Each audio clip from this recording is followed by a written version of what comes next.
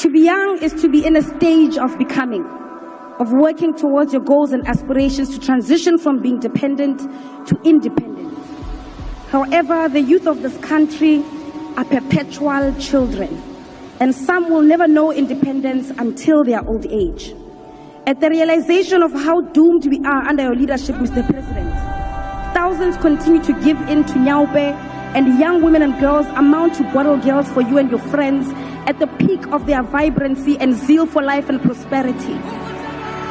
We live with our parents, and finding a 40-year-old man asking his mother for bread is more common than otherwise. This phenomenon is known as the Ramaphosa economy. Joblessness, poverty, and constantly questioning if we are truly the young adults of today. In 2018, Mr. President, you launched the Jobs Summit and promised the youth of this country 275,000 jobs per year. You failed. In 2019, you promised 2 million jobs and an end to hunger, halving of crime, and empowering the school curriculum where a 10-year-old will be able to read for comprehension. You failed.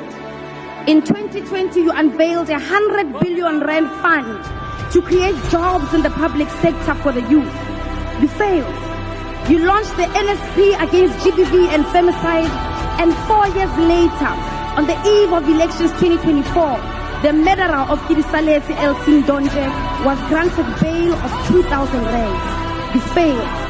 In 2021, you spoke about building new cities, and the National Youth Development Agency would fund 1,000 young entrepreneurs in 100 days. You failed.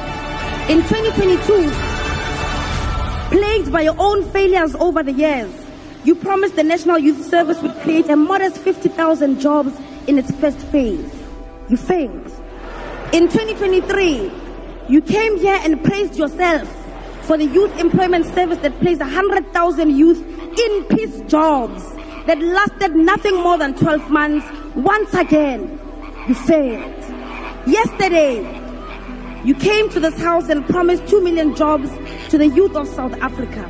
It is thus fair and deliberate to then say that this time next year, the result will once again be not achieved and failed.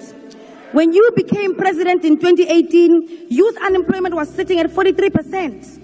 And nearly 7 years into your presidency, youth unemployment currently sits at 45% for individuals aged 15 to 34, and a whopping 59% for young people aged 15 to 24. Your presidency is characterized by many promises and many failures.